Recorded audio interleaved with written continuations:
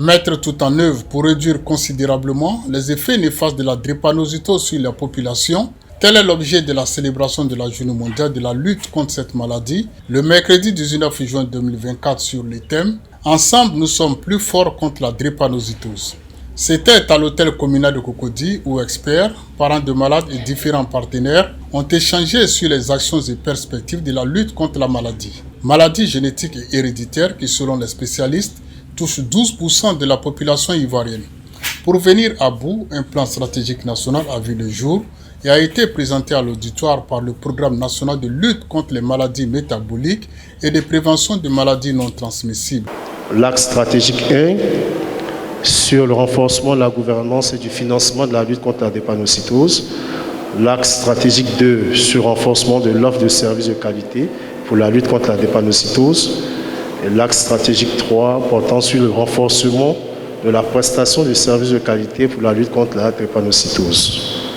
Le coût global estimatif de la mise en œuvre du plan stratégique s'élève à 7 milliards et 229 millions de francs CFA.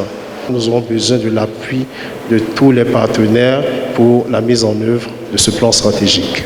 Du côté des malades et leurs parents, ainsi que les ONG et associations, ce plan stratégique est porteur d'espoir, d'où l'appel de leur porte-parole en vue d'une mutualisation des énergies pour sa mise en œuvre rapidement. Nous voulons croire qu'un jour nouveau s'est levé et que le rêve que nous formulons en tant qu'association et parents de patients, de voir nos enfants grandir, être heureux, bénéficier d'une égalité des chances et d'une discrimination positive, parce qu'ils seront pris en charge dans de meilleures conditions et accompagnés tout au long de leur vie pour devenir des adultes qui pourront prendre part à l'édification de ce beau pays. Le maître mot pour le succès de ce plan national stratégique est l'appropriation. Pour ce faire, nous devons continuer à œuvrer de façon inclusive pour garantir l'implication de tous les acteurs dans la diffusion et la mise en œuvre effective de ce nouvel outil.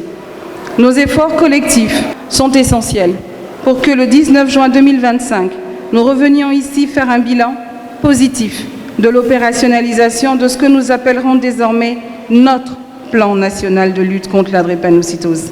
La drépanocytose touche plus de 100 millions de personnes dans le monde, dont plus de 2 tiers en Afrique. 1 millier d'enfants naissent malades sur le continent chaque année et plus de la moitié meurent avant l'âge de 5 ans.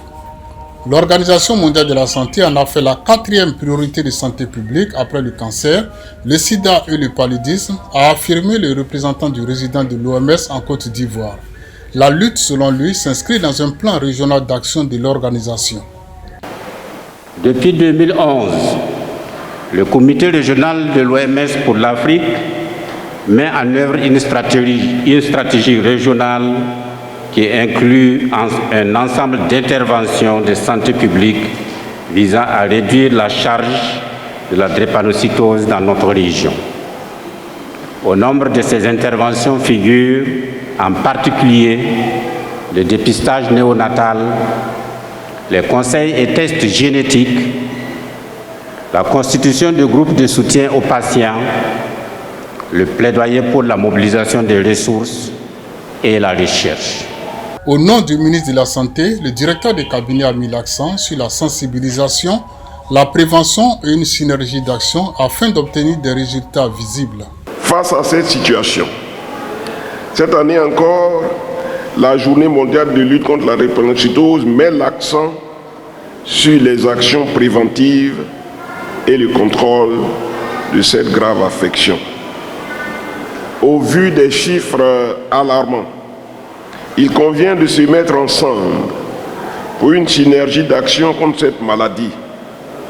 Et c'est bien pour cela que le thème choisi cette année encore pour cette 10e édition nationale est « Ensemble, nous sommes plus forts contre la drépanocytose ».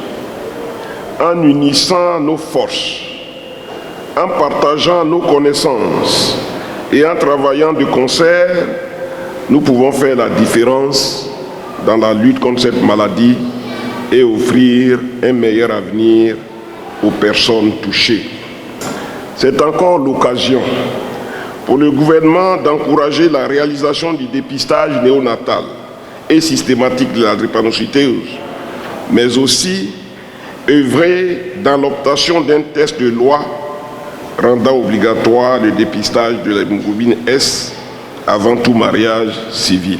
Il faut noter qu'au cours de la cérémonie, des pionniers de la lutte contre la maladie ont été honorés. Une campagne de dépistage des enfants a eu lieu dans les jardins de l'hôtel communal. Des stands dressés toujours dans le cadre de la Journée mondiale de la lutte contre la drépanocytose ont reçu la visite des participants. Si ce reportage vous a plu, veuillez liker, commenter et partager au maximum.